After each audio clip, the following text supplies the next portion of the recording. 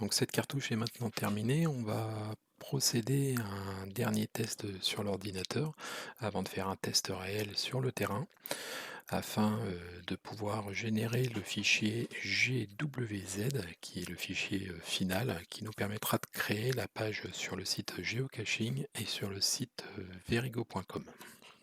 C'est parti pour le dernier test, donc on appuie sur F5. Voilà, et nous allons sauver signal pour la dernière fois. Sauver signal. Bonjour. Donc là, on a nos trois zones qui s'affichent bien. La zone finale n'est pas visible.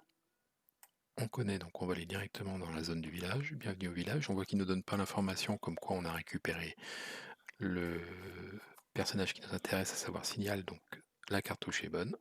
On clique sur OK. On va aller directement parler au chef du village. Voilà. Qui nous informe qu'il est à la recherche de Signal. Donc on continue. Il nous donne un parchemin avec le mot de passe Excalibur. On va maintenant aller directement dans la zone du forgeron. On voit le forgeron, on va parler au forgeron qui nous informe qu'il a bien détecté qu'on a un parchemin, mais il nous demande le mot de passe. Un Excalibur. Bravo. Je vais pouvoir vous faire une superbe épée. On se retrouve donc sans le parchemin, mais avec Excalibur. On va quitter la zone du forgeron pour aller dans la zone de la grotte où on voit le dragon et l'épée. Donc on prend notre épée, on fait l'action de tuer le dragon. On a effectivement tué le dragon, on a libéré Signal, on sort de la grotte juste avant qu'elle s'écroule. On voit que les deux zones, eh ben, elles sont grisées puisqu'on n'en a plus besoin. On va ranger l'épée. On va retourner dans la zone du village.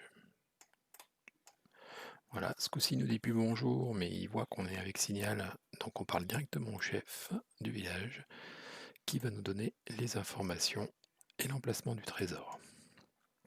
Voilà, il ne reste plus qu'à se déplacer dans la zone du trésor qui est par là, et quand on va arriver à 10 mètres, voilà, on commence à voir la petite zone bleue. Hop, et quand on va arriver donc à 10 mètres, une information avec un spoiler va s'enclencher. Voilà, bravo, le trésor est sous la souche.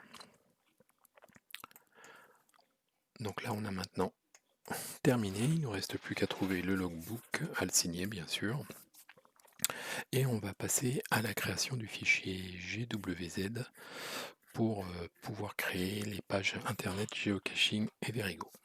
Donc on peut fermer l'émulateur. Le dernier test est fini, donc on va maintenant vérifier les petites informations simples, savoir le titre de la cartouche, la petite description. On va passer notre version en version 1, terminée.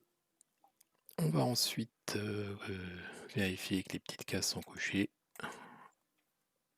Et on va faire la publication, à savoir, on clique sur Build Package.